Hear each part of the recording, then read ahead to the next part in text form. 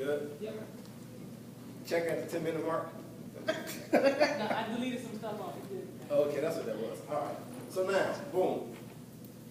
Last week, we're finishing up where, we're not finishing up, we're picking up where we were, where the apostles were arrested, and then the angel goes in to the jail and takes them out and, leads them out to the front and tells them to go back, right where y'all were, and continue your assignment, continue preaching and continue teaching.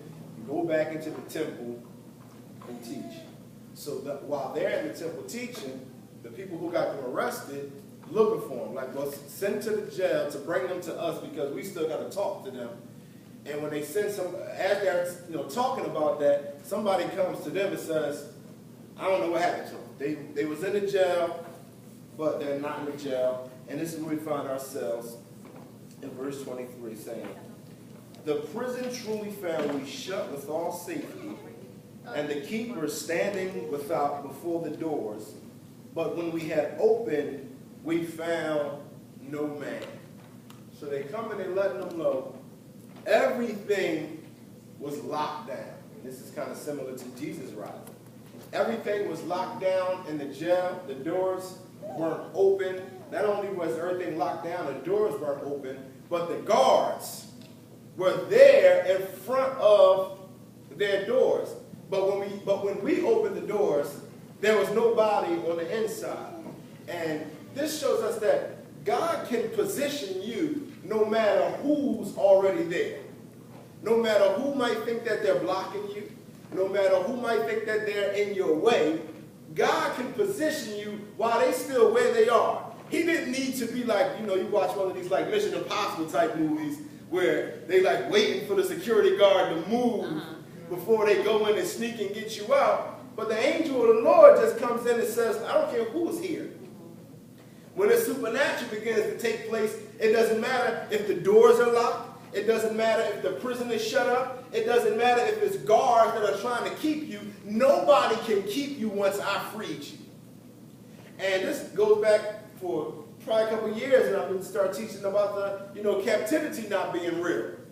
It's only real if we allow it, if we give dominion, if we give authority to Satan, because we're supposed to be operating in the supernatural, in the spiritual, and when we're operating in that, the enemy can't hold us anymore. His jails don't mean nothing anymore. Everything that he had to hold us in bondage doesn't mean anything anymore, because once you begin to operate in the supernatural, God will begin to move you no matter who or what is trying to hold you. Verse 24.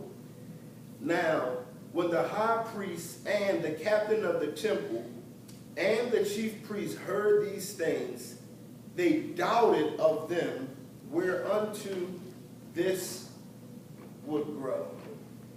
They doubted unto them on. They're trying to figure out what is going to happen with the people and what the people believe if they find out that something supernatural took place for these men. These men that we are trying to condemn, and these men that we want in jail, and these men whose message we want silenced. What is going to happen to their message once people find out something supernatural has taken place for them? And what they know is that once this spreads, the people are going to believe what it is that they are teaching. So now what we see is the enemy isn't concerned with finding truth. He's concerned with hiding it. Because as opposed to them saying, maybe we should listen to what they're teaching, because obviously they better than we are. Some they just sneaking out of jail, and whatever we do, we can't stop them. But instead, they're trying to figure out, well, how does this go? And this happened when Jesus arose from the dead. Instead of them saying, well, yeah, he did say he was going to rise from the dead, and he rose from the dead. Well, maybe he is the Son of God. They said, he said he was going to rise from the dead. Now everybody's going to know what happened or something. So let's make up a story. Let's pay the guards off and say they fell asleep and somebody came and got them. Let's make up the swoon theory. Let's make up all this stuff instead of us just grabbing a hold of the truth. Turn to Luke 9, verse 7. Another example of this. Just see how the enemy is always trying to hide the truth. 9, verse 7. And Herod said, John have I beheaded, but who is this of whom I hear such things? And he desired, I'm reading the wrong verse. Now Herod, and nobody told me, nobody stopped me, like that's verse 9. But he was feeling it. Now Herod the Tetrarch heard of all that was done by him, and was perplexed, because that it was said of some that John was risen from the dead. So this is when Jesus jumps on the scene and takes over, and after that Herod had John the Baptist killed.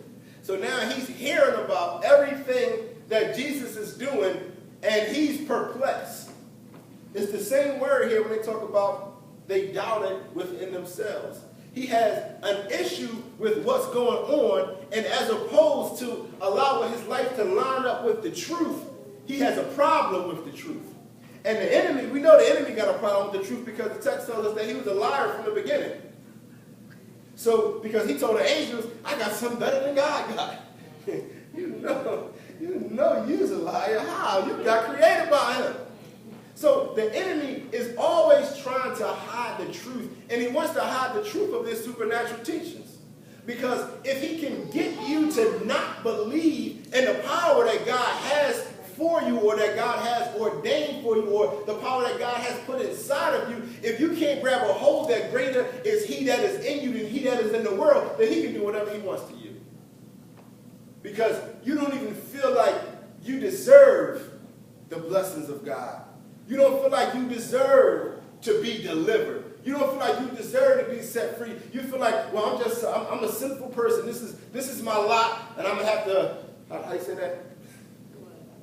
When they say something, this is my lot. I done messed it all up. I'm gonna use another one. I made my bed. I'm sleeping. How about that? And we have these thoughts that the enemy puts in our mind to just make us feel like I need to stay where he has me, and that's a lie. And the enemy is hiding the truth. He's keeping the truth. And that's why he makes you tired when you start reading the word. You're like, I only read 2 verses. Because he don't want you to get the truth. Because once you get to the truth, you realize that he don't really have no power. He's running around acting like he got power. The text says that he's roaming like a lion. He's not a lion. He's just acting like one. And if you give him that power over you, then he'll be the lion in your life, as long as you don't know this truth. So these guys, they were doubting, where is this going to go from here? What's going to happen to us?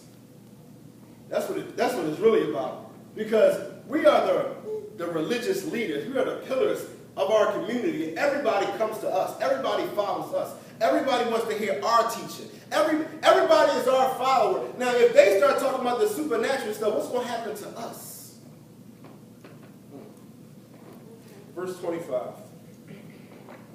Then came one and told them, saying, Behold, the men whom ye put in prison are standing in the temple and teaching the people. The ones that you put in prison are in the temple teaching. No matter what the enemy tries, when you keep your faith in God and keep trusting in him, he cannot stop you from your assignment. That goes for ministry or whatever it is that God has commanded to overtake you, the blessings of Deuteronomy 28. See, the enemy cannot stop any of that. We have to turn it over to him. But when we have the supernatural mindset, we can really grab a hold of everything that's in Deuteronomy 28. We'll quote it, but we don't really believe it. We don't really believe we're going to be blessed when we come and when we go, going out and coming in. Abraham was a perfect example of believing that. Even though it was after he was dead, but he understood it. Deuteronomy was just written after Abraham, that's all I'm saying. So, but Abraham, when he comes he has an issue with Lot, and he says, listen, the land is not able to bear the both of us. He says, wherever you want to go, if you go left, I'm going to go right. If you go right, I'm going to go left.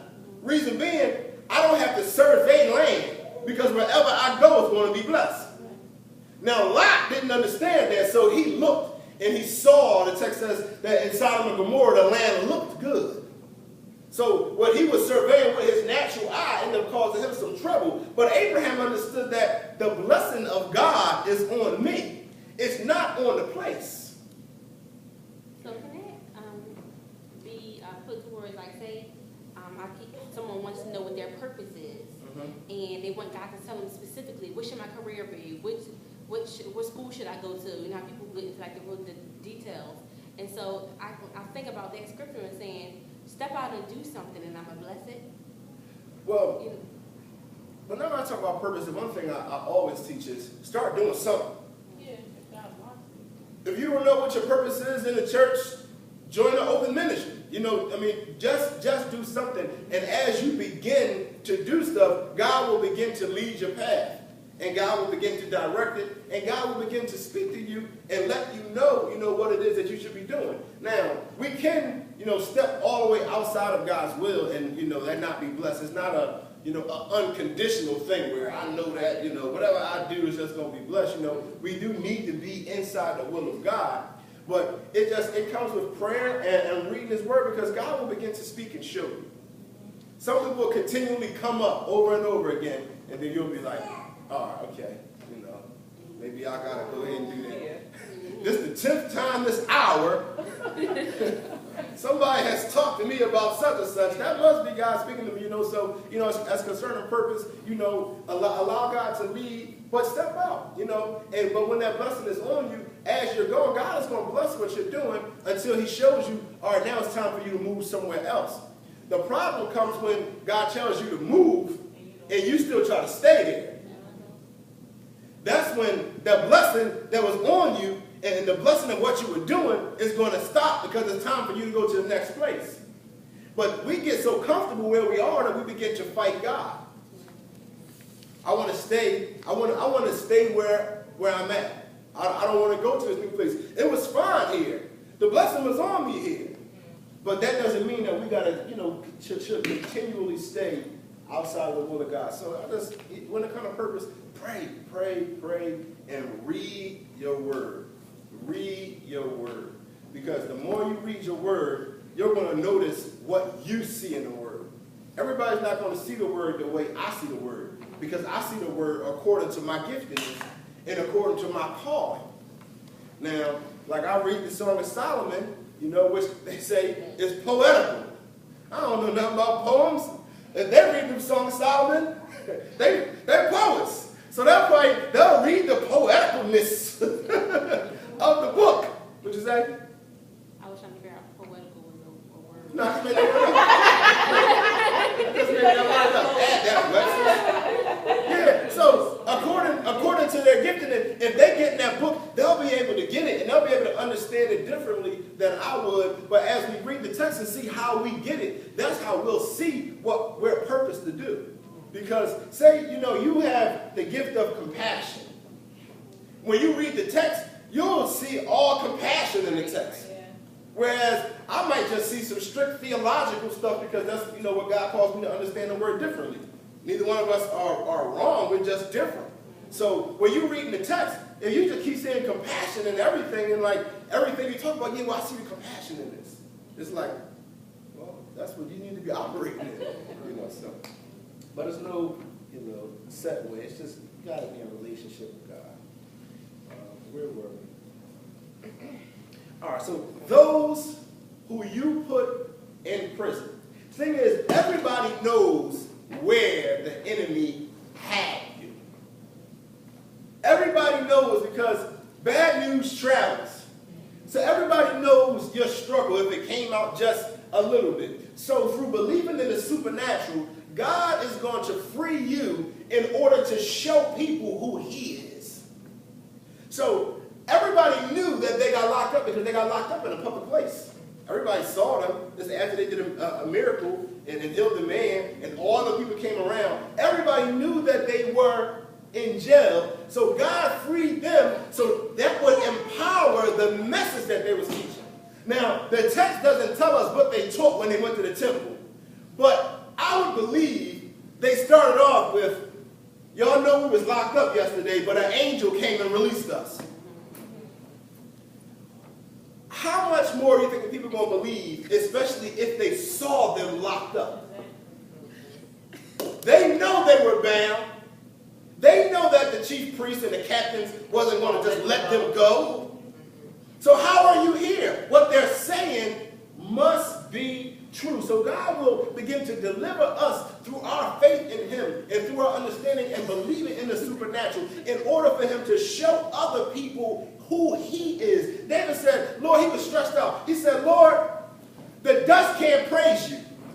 Basically saying, if you allow the enemies to kill me and I go back to dust to the earth, you won't get no glory out of this. But if you deliver me, you see, that's going to cause a praise that comes from me that's going to emanate to all the people that are around me because they see that my enemies are trying to kill me, but the way you deliver me is going to cause everybody to know who I am. When he delivered the children of Israel from Egypt, he kept saying, so that Pharaoh may know that I am the Lord God. So that the Egyptians may know that I am the Lord God. And all throughout the Testament, he'll keep saying that. So that they might know who I am. So sometimes we might find ourselves in a tight place. And I preached this like the second message I ever preached. Was the glory of a dead end. And sometimes God will put us in that place in order to show his glory to you and to others. Because there are some people that we need, and I know this probably sounds redundant, I say it all the time. There are people in your position that you need to minister to. So God will allow you to feel a certain pain for you to have empathy for that pain in order for you to use that pain as a passion, and that, again, will turn into purpose. A lot of times, what hurt us the most is what God will use for our purpose. If you are homeless, a lot of people who are homeless and got, I don't know what to say, they got homes, they got money, they got their life back together. A lot of them go back and do stuff for the homeless. Their pain is like, I know where you were. And it's totally different when you're receiving from somebody who's saying, listen, I know where you were. People who were on drugs, a lot of them join, like, I don't know what they're called, I messed up tonight.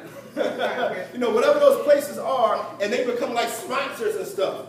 And the sponsors are normally always somebody who went through the same thing. So you can talk to them so they can say, listen, I know exactly how you're feeling. This is how I got through it. So God will allow us to be in those places, not for us just to be there, not for us just to have pain, but for him to supernaturally remove us from where we are in order for us to be able to help somebody else. Because again, our life is ministry. Not just what we do in church. Our life is ministry. And then it says that they were standing and teaching in the temple. And this is symbolizing that they are not suffering any of the effects from where they were. Because they wanted them bound and sitting down and locked and chained in a jail, but instead they were standing and teaching. And we can be like the 3 Hebrew boys who go into the fire, but the text says that they did not come out smelling like smoke. That always blows my mind every time I think about it. Do we believe God like that? Do we believe God like that? Are we at a place where we can believe for God to do this type of stuff in our life? Can God really bring you out without a scar? Can God really bring you out without no lingering effects? Can God really supernaturally transform or change you? Are we really believe in that? So he says that they are standing and teaching. The enemy can't stop your purpose. This is what they were purposed to do. This is what Peter was called to do. Back in Matthew 16, we were talking about that. When he told Peter, upon this rock, I'm going to build my church. Now, not Peter, but the foundation of what Peter said. And the gates of hell shall not prevail against it. And I give you the keys to the kingdom. And whatsoever you bind on earth shall be bound in heaven. And whatsoever you loose on earth shall be loose in heaven. I'm giving you power. again he said to Peter, do you love me? Well, feed my sheep. Do you love me? Well, feed my people. This is what he was purposed to do. So no matter what the enemy tried to do, as long as Peter kept hold to his faith in God, the enemy would not be able to stop them. Now, again, we talked about last week, when the angel freed them from the jail, they had the option to just run. Because the angel tells them to go back to the temple, which is the place where they got arrested in the first place. So they had the option to say, well, I'm free from the jail now. I don't got to go do no ministry because they might kill me the next time they get me. I'm going to flee and go somewhere else. But they obeyed. And when they obeyed, the supernatural continued to take place. Verse 26. Then went the captain with the officers and brought them without violence, for they feared the people, lest they should have been stoned.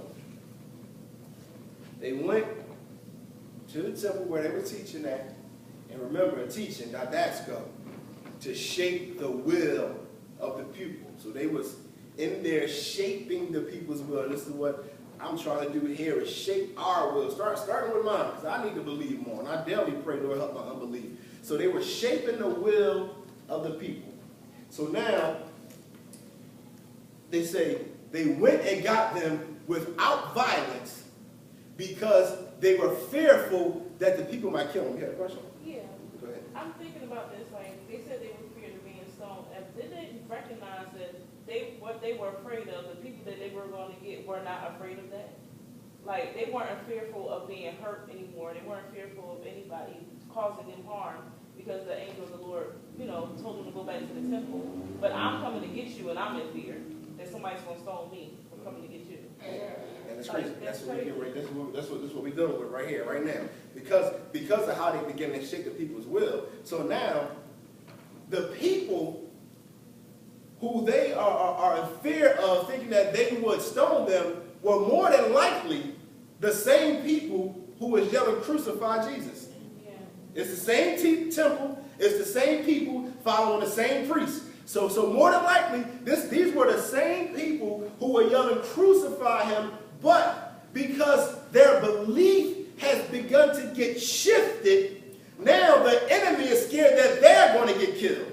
Because again, teaching, shaping the will of the pupil. And what we have to understand is that when the people of the world believe, they believe hard.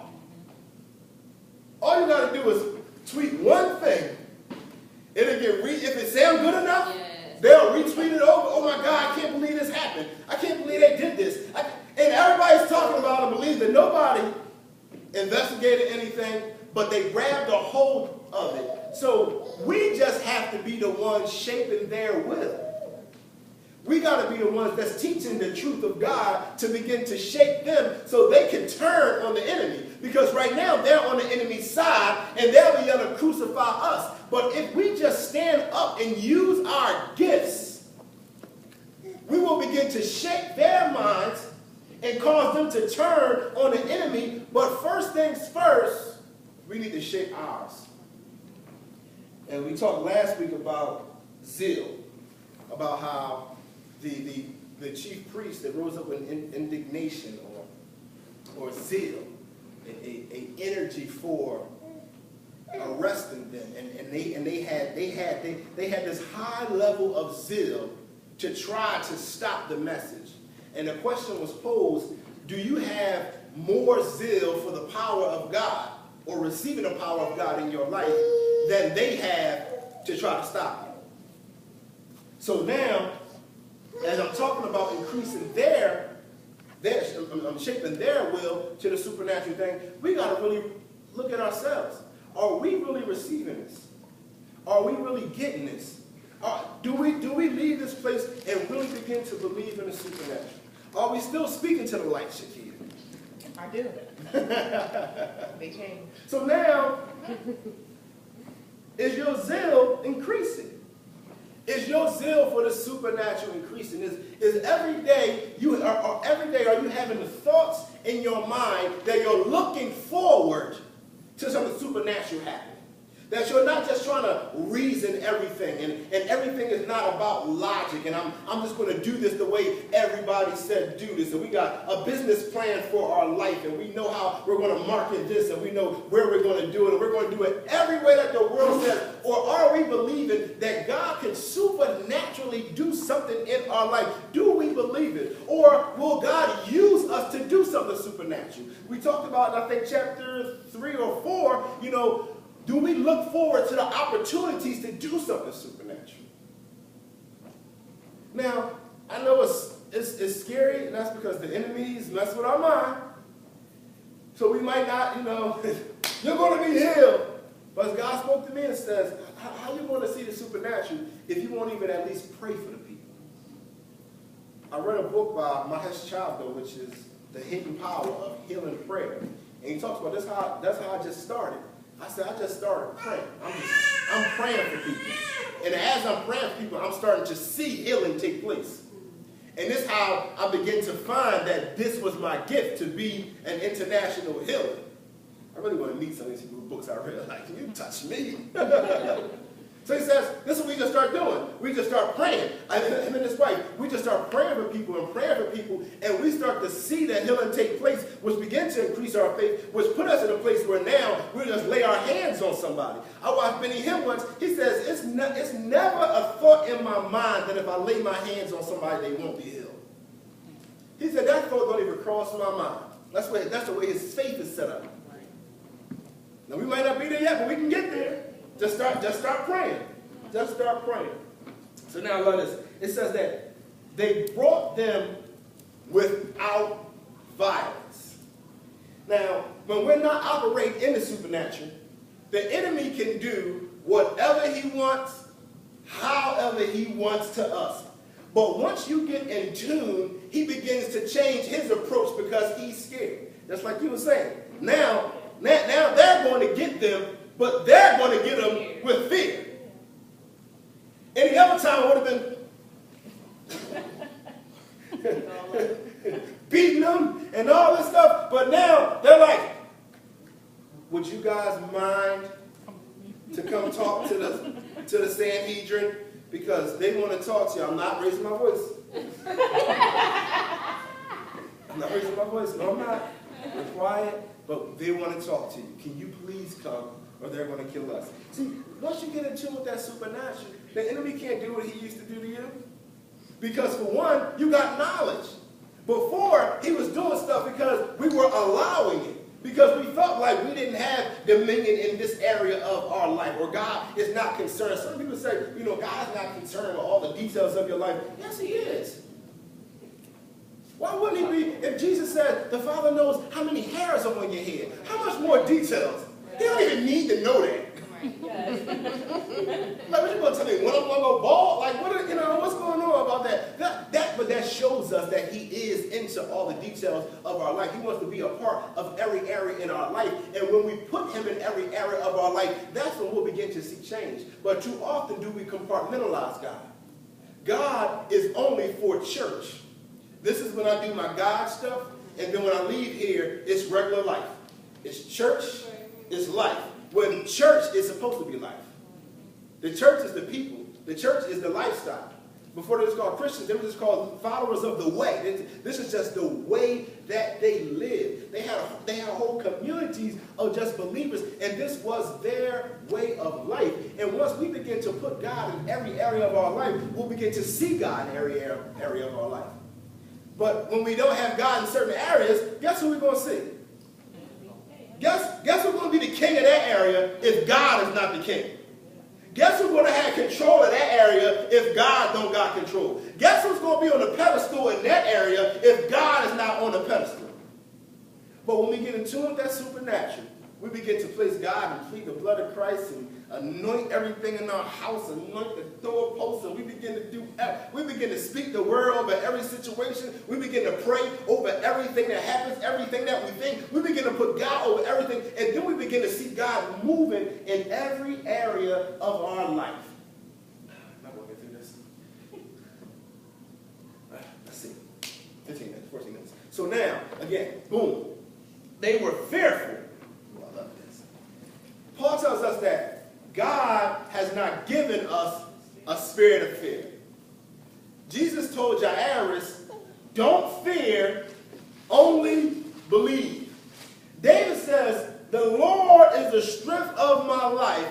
Who shall I be afraid of?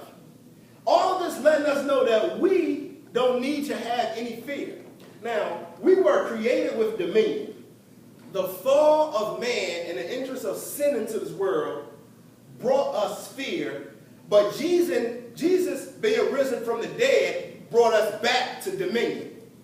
Now, get this. Satan is in a permanent fallen state. We are not. Now, whereas if we live under the fallen state, we'll have fear. But if we live under the redemptive power of Jesus, we go back to dominion. Satan can never go back to dominion. He can never go back to power. He can never go back to authority. He cannot be redeemed and put back in a place where he has dominion. He has to get you to turn it over. And that's why he attacked Adam and Eve from the beginning, because he understood that I just heard God tell them to have dominion over the whole earth, and I'm here. And I was here first. I fell to earth before he created Adam and Eve. I was down here, me and my fallen angels, but now I hear him telling them that they got dominion over everything that's in the earth. Wasn't that a clue, Satan? So now he has to devise a plan to say, all right, how can I get them to give me their power? Because I can't never get it back. I can't never get the power and authority that I had when I was in heaven connected to God. I can't get that back. But I can try to get them to turn their authority over. And when you turn authority over, that's when he has the power. But again, once we have that supernatural mindset, that supernatural thinking, that supernatural knowledge, we understand and we know that I got dominion now and you don't. So that means we shouldn't have fear, the enemy should have fear.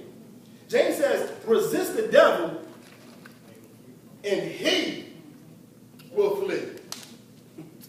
We don't do no running. He told Peter and them, go back to the temple where the enemy at. Go back. We don't do no running. The supernatural ain't scared because there is no fear. It's no fear when you're connected to the most powerful being in the world, in the universe. Like literally, we really think about that. If we could tangibly touch God and bring God to our troubles, like we got say we had a 7'6" big brother, 10% body fat, all muscle. We ain't gonna be scared of nothing because all we gotta do is go back and get him.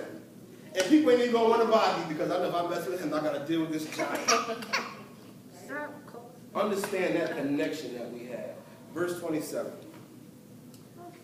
And when they had brought them, they set them there before the council and the high priest, and asked them, saying, did not we strictly command you that ye should not teach in this name?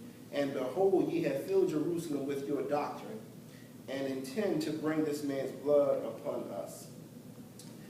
So they end up taking him back there. And in the court of law, you have the right to face your accuser. You have the right to look them in the eyes at court and see why that they are accusing you. God will empower us to stand in the face of the enemy. Elijah, listen, he stood up to Ahab and Jezebel, but then he got fearful and ran away and started praying, God, just kill me because they're trying to kill me and I don't want them to kill me and nobody else believes and all of this, just kill me. And God said, eat something and take a nap. literally what happened. It says he came into the ravens to bring him some food and he told him to go to sleep. Because right now you're not thinking straight. You act like a real punk when you're hungry. Have a Snickers.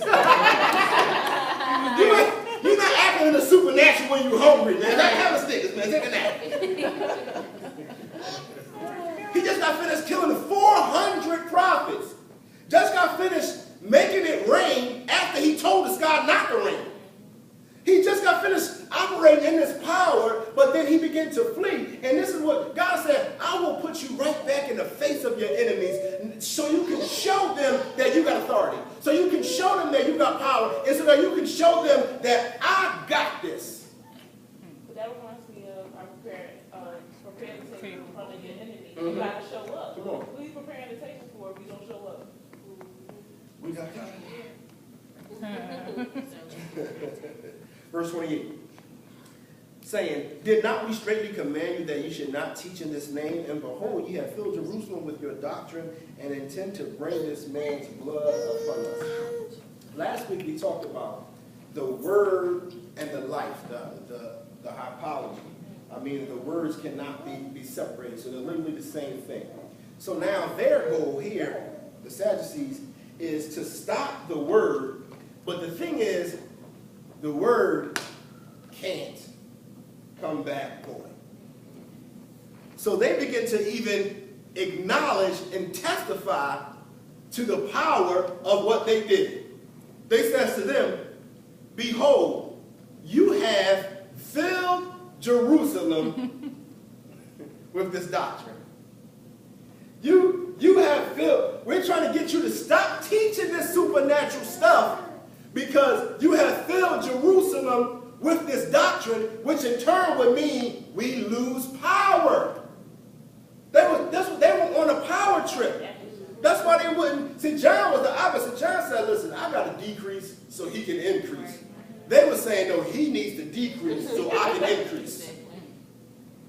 So they didn't want to give their power, but they gave a testament to what y'all have been teaching is affecting the people. What y'all have been teaching is affecting us. And when I was teaching James, I was talking about the connectional prayer and how we're moving into a season where we'll be able to affect life to the point where we'll alter the world as we know. We can change everything around us. And God told us to imitate the book of Acts. That's why I've been teaching this. And that's what's happening here. They were able to affect the entire world around them. They were able to change the belief of the people all around them. They were able to take the power from the people who were in power all around them. They were able to do things supernaturally that would affect and that would alter everything that was in the world around them. And that is what God is calling us to do today. We got to stop calling on the government to do stuff that the church should be doing. We're supposed to be the pillar. Why we always got to run to the mayor when we got God? That sounds stupid, don't it? We run to the city council when we got God. We go all the way down to whoever the committee person is. Who's my committee person? They don't even get paid. Yes, we do. They do? You sure? I'm a committee person. Listen, Shakee, I love you to death. I ain't coming to you. I'm taking to God. I love you, baby. You know I do. And you have your place. But you ain't got God's place. And the church needs to be operating in that power. So this is what they're showing us, that this is what happened, and God is speaking, this is what I need for y'all to begin to understand and walk in. That y'all have this same kind of power to affect this. Was it a year or two ago? And I think Charlotte or something, they had this huge prayer thing that was going on. And like for the whole week or something, there was no violence. Remember some years ago when we started, we had the whole citywide prayer on Friday nights. The murders went down 60%. Just because the church was on the corners one Friday a month praying. And they actually restarted that back up. Oh, yes, awesome. Yeah. So 1 week a month, we was out there praying. At our church, all these other different churches. And during that time it was doing it, the murders went down 60%. We got the power. Because it's not so much the people, it's the principalities. It's the demons that are in those places that are inciting people to do certain things. So when we begin to condition the air with prayer and bring the Holy Spirit that begins to remove the demons, once we remove the demons, the effects of the demons leave. It says, and y'all trying to put this man's blood on us. Strange thing here is when they was getting ready to crucify Jesus. And Pontius Pilate was like, y'all sure y'all want him? His blood is not on my hands. No, they said, his blood be on us and on our children. But now they're trying to get from under it. They don't want to feel the effects of what they did. The enemy don't want to feel the effects of him leaving heaven. You think he want to be here or and destined to go to hell? He wishes he could reverse this thing. Every day, why did I do that dumb stuff? Why did I go against God? And they like, you trying to bring this man's blood on us? No, y'all put this man's blood on us. We just bring it back to your remembrance what y'all did. Let me hurry up, get through this one, I got a couple more minutes. Verse 29. Then Peter and the other apostles answered and said, we ought to obey God rather than men. And it's the same saying again. This lets us know that we're going to have to continually choose God or continually choose to obey him.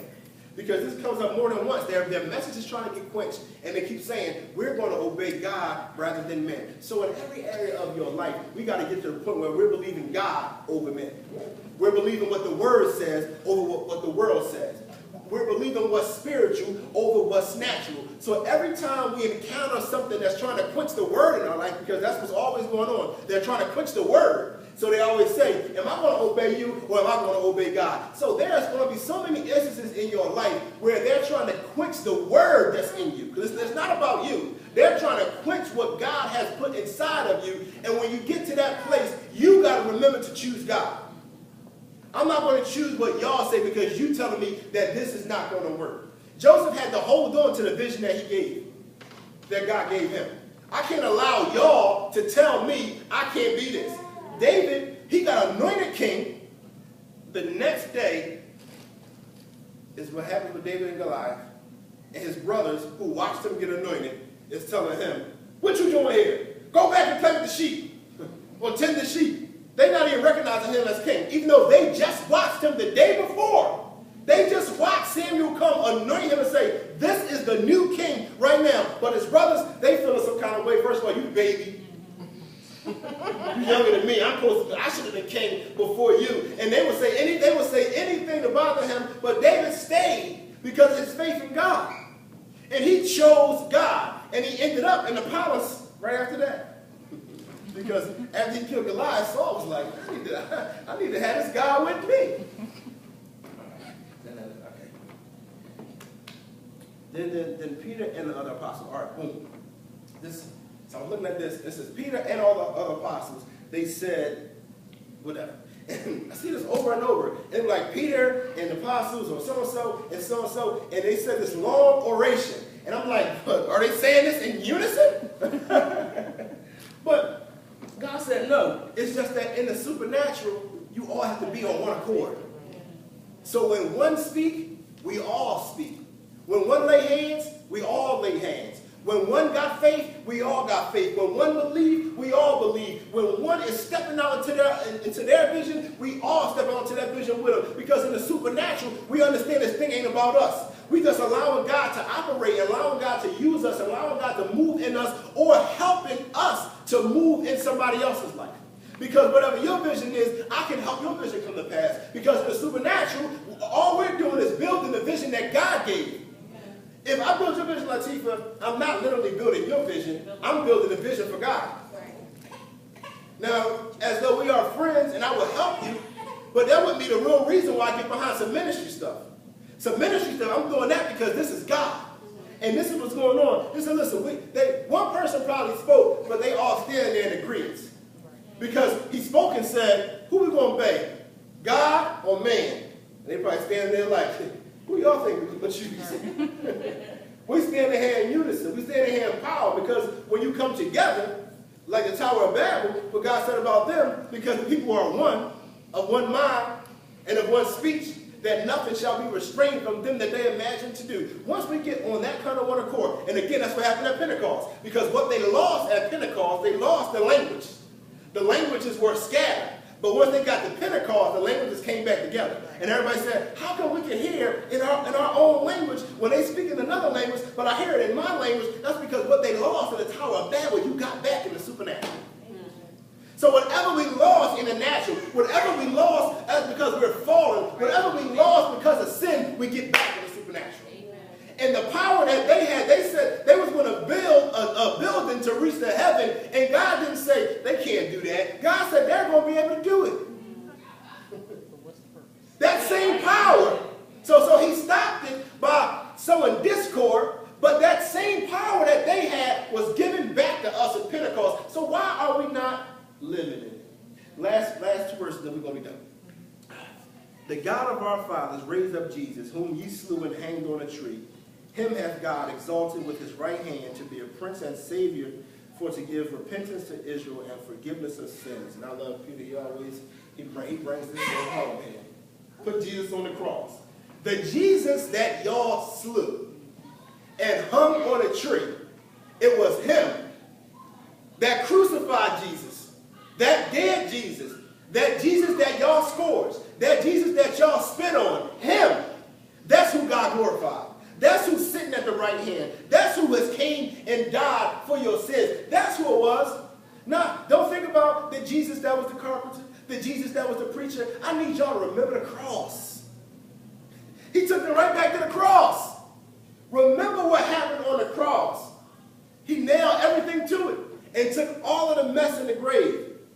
But he got it with what?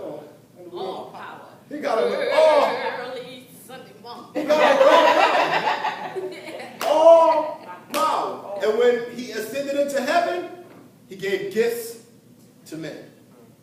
So now the power has shifted. The power has shifted back to us. Or the power has shifted back to those who believe that they have the power. So let's go. Anybody ready to fly? Let's go. Let's go. Let's go. Come on. Ah! It's supernatural. No more gas, no more running. No, I wish we could. Did you just believe this?